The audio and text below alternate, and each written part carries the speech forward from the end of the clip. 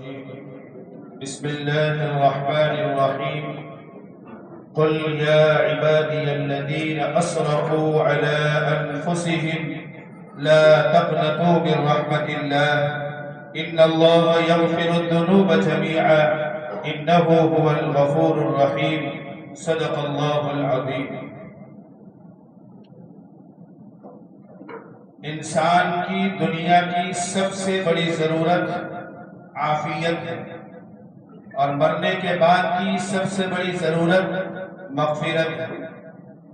اس آیت شریفہ کے اندر اللہ تعالی اپنے ان بندوں کو جنہوں نے گناہ کرنے میں کوئی کسر نہیں چھوڑی، حد سے زیادہ گناہ کر لیے ہیں، وہ کون سے گناہ ہیں؟ جناب رسول اللہ صلی اللہ علیہ وسلم نے اپنے زمانے کے مشرکین کے پاس اپنے قاصد بھیجے ایمان کی دعوت لے کر کہ تم ایمان قبول کر لو، سلامتی کے اندر آ جاؤ گے، امن کے اندر آ جاؤ گے. تو اس زمانے کے مشرکین نے یہ عذر کیا کہ ہم تو بہت بڑے گنہگار ہیں، زنا ہم نے کیا، چوریاں ہم نے کی، ڈاکے ہم نے ڈالے، اور سب سے بڑا گناہ ہم نے یہ کیا ہے کہ ہم نبی علیہ السلام کے صحابہ کے قاتل ہیں، ہم نے نبی علیہ السلام کے شہدائیوں کے خون بہائے ہیں. اس سے بڑا گناہ روئے زمین پر دوسرا کوئی ہو نہیں سکتا. ہم وہ لوگ ہیں، اور ان لوگوں میں جن کے بارے میں قرآن کی یہ آیت نازل ہوئی ہے، مفسرین کے قول کے مطابق حضرت وحشی بھی ہے، جنہوں نے جناب رسول اللہ صلی اللہ علیہ وسلم کے سگے چچا سید الشہداء امیر حمزہ کا قتل کیا تھا، شہید کیا تھا. حضرت حمزہ کا واقعہ بڑا لمبا واقعہ. بہرحال جب قاصد ان کا یہ پیغام لے کر اللہ کے نبی علیہ السلام کے پاس پہنچا کہ وہ تو عذر کر رہے ہیں، یہ بہانے کر رہے ہیں، تو اس وقت قرآن کریم کی اس آیت کا نزول ہوا اور اللہ تعالیٰ نبی علیہ السلام سے کہہ رہے ہیں قل اے نبی جی یا عبادی، میرے ان بندوں سے جنہوں نے آپ کے صحابہ کا قتل کیا ہے کہہ دو لا تقنطوا من رحمت اللہ، اللہ کی رحمت سے مایوس اور نا امید ہونے کی ضرورت نہیں ہے. وہ جن کے پاس اسلام بھی نہیں تھا ان سے کہا جا رہا ہے کہ اللہ کی رحمت سے مایوس اور نا امید نہ ہو. میں اور آپ تو اللہ کے ماننے والے ہیں، اپنی پیشانی اللہ کے علاوہ کسی کے سامنے نہیں جھکاتے. بھائیو دوستو، رحمت کا عشرہ چلا گیا، یہ مغفرت کا عشرہ ہے. مرنے کے بعد کی میری اور آپ کی سب سے بڑی ضرورت مغفرت ہے. 20-21 گھنٹے میرے پاس مغفرت کے عشرے کے باقی، بس پھر یہ مغفرت کا عشرہ بھی ختم ہو جائے گا، جہنم کی آگ سے خلاصی کا عشرہ شروع ہو جائے گا.